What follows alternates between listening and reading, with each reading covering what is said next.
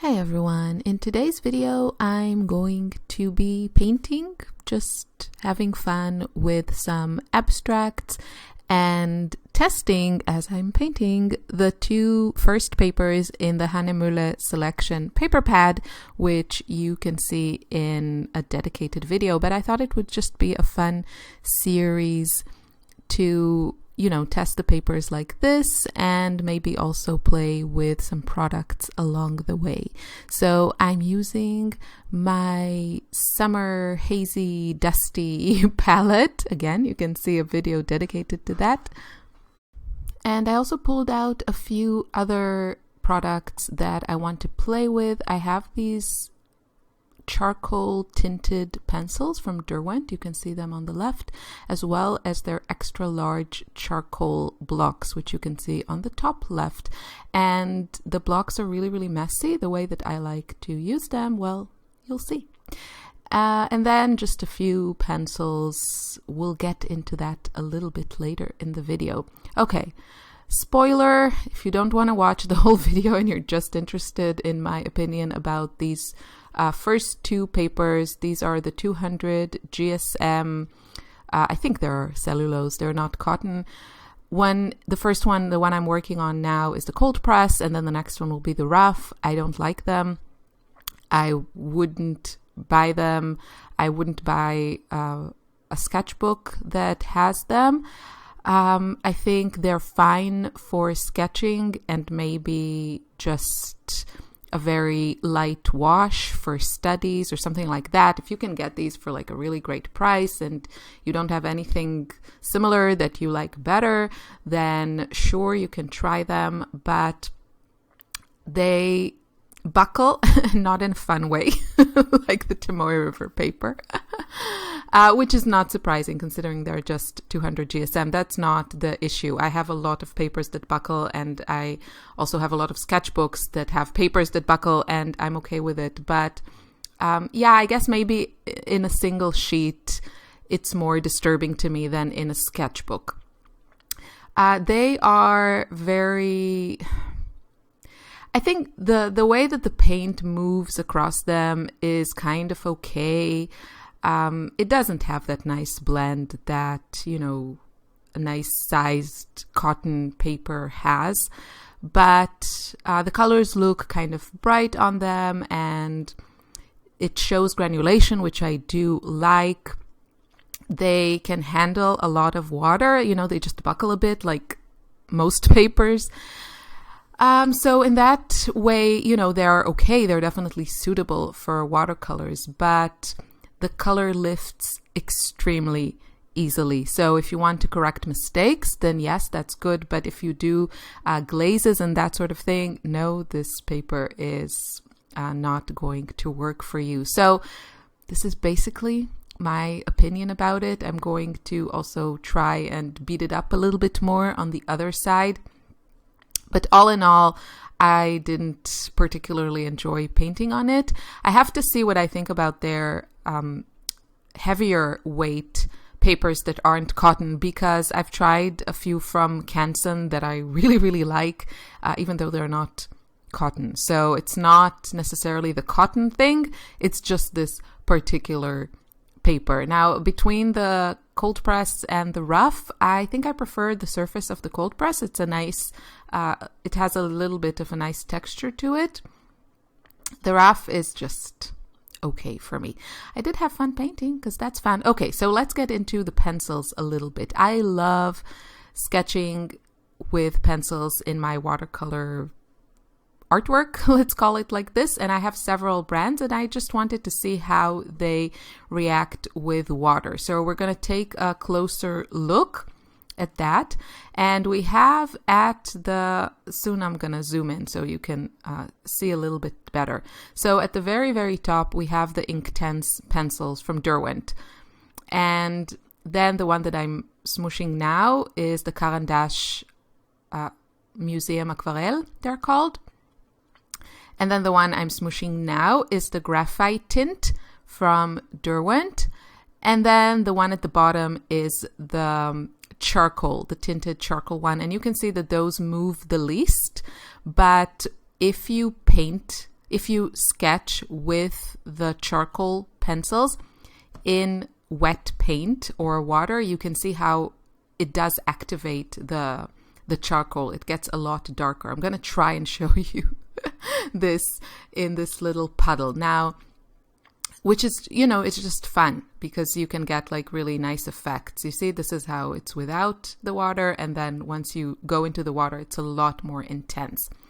As for the other pencils, I like them all. My favorite watercolor pencil is the Caran d'Ache Museum Aquarelle. They are probably the most expensive watercolor pencils out there. I think they're totally worth it. I have a few and I slowly am growing my collection. I have a full set of the Faber-Castell Albrecht Dürer pencils, which are also top of the line. I like the Caran d'Ache just, a little bit better. And they're just, the pigment is really intense and there's just a joy to paint with. They look really elegant with the black, wood. And yeah, I think it's one of those splurges that are worth the money. And the Inktense pencils, I think they're great. I don't use them a lot. It's just, I usually just go with my watercolor pencils, but for no good reason. I should really look into them if I find colors that I particularly like in the Inktense range that I don't have in my watercolor pencils. The difference is that the Inktense are permanent once dry and watercolor pencils are not. But I really find that, for the most part, they're pretty staining watercolor pencils and it's not so easy to move it around. So in actual reality, when I use them, I don't feel that difference, that they are not permanent. But yeah, I have to look at my Inktense. I have also the big set and they're lovely, great quality. I just don't use them as much, so I should. And then the other one that I was talking about, or that I was showing, is the graphite tint. And these are also by Derwent. I have a set, it's just a set of like muted colors, and it's also water soluble, and it's just a really fun set to play with. And I'm trying to incorporate it into my regular art supplies, like my watercolor palette. So I'm trying to use also other products that I enjoy. Yeah, the Derwent pencils are great. The charcoal ones are the newest to me, and they are fun. I really enjoy just sketching with pencil. I've also been doing more. Oh, there you go. Here I'm using the charcoal. I don't know if I talked about it in the floral piece or the abstract piece or whatever. This is also abstract. You see, now I'm going in with a pencil. This is the Caran d'Ache. It's just like luminous. I know it's also the color, and the other colors that I'm using are more muted, but yeah, those pencils are really, really great. And you can buy them open stock, so you really don't have to, drop a lot of money on a big set. If you are interested, if you want to try them, if you're in the market for some amazing watercolor pencils, maybe grab a couple of colors that appeal to you or that you use the most, that you think you'll get the most use out of. I started with 2 and I just kept using them again and again and again. And then I added, I think, like 5 more. So now I have like 7 or 8, and maybe next time I buy something at Jackson's, I'll throw in a couple more pencils. Just because they're so much fun. So the charcoal pencils, they're really nice. I really like that matte, sketchy. Oh, here I'm showing you how easy it is to remove the color. You can really get like very easily back to the white of the paper, which might be a good thing for you. I don't tend to do that a lot in my artwork, so it's not really a concern to me. But yeah, you can really see, like, the next step will be that I want to see how it glazes, and as I suspected, it really lifts the layer beneath quite easily. So yeah, this is what this paper is doing, but I still had fun. The nice thing when you're testing out paper that is not expensive and you're not attached to is you get to play and you don't think about such things like, oh, I'm using an expensive paper, I might as well, I have to do something really special or really great. So I really like testing new products. You come in with no plan and just have fun and play. Okay, so let's talk now a little bit about painting. I'm using my dusty, hazy, crazy summer palette, and I go through all the paints in the palette in the dedicated video. I concluded my spring palette experience. There's also a video for that, and I found it was a great success for me. And I really loved something that, I didn't think about, and someone left me a comment that the artwork that I made was really cohesive. And of course, you're right. Thank you to whoever left that comment, because it's like, like a fashion collection where you use the same colors. So I think it's like, it's the season of my life in this time. And I really love how she wrote it. So thank you again. And yeah, I'm really loving this. I feel like I can be a lot freer with my use of color. And that is true in general, that I'm just going with the flow, going with what I like. Sometimes there's so much noise. There's so much, it's like good advice. And a lot of it is absolutely true and really good advice about how to use color, about limited color palettes, about pure pigment paints and all these things. But at some point, like in the movies, like when you have one of those sports movies and then the main character is about to, I don't know, have you seen Wimbledon? I love that movie. And at the final, the blondie guy just like switches off all the noise of all the crowd, like yelling, and he's just into his game, focusing.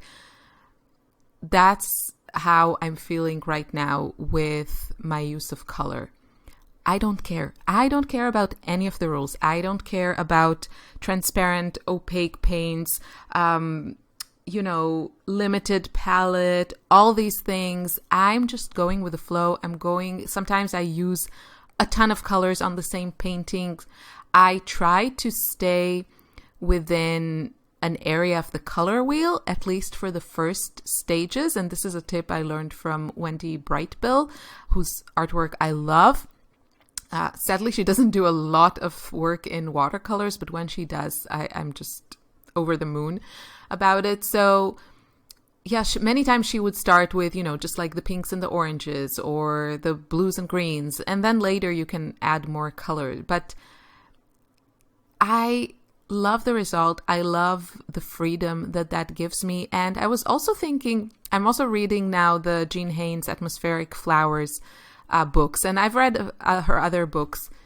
And just in general, I watch a lot of tutorials, I read a lot of art books, and she says, do things differently. You don't want to be like everyone else. And of course, that's true to a degree. I mean, you want to learn things from artists that you admire their work and you're interested in the techniques and everything.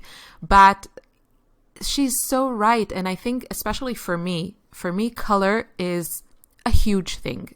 Color makes me feel certain ways. It really makes me connect with a piece of artwork. It makes me happy. For me, color is huge. And I keep seeing other artists use, limited palette, and they have exactly the same colors. And many times I really like the colors in their artwork, but I can think of, numerous other artists that use exactly the same colors. So I want to be different. I mean, if color is so important to me, I want to make an effort to have kind of a unique color experience.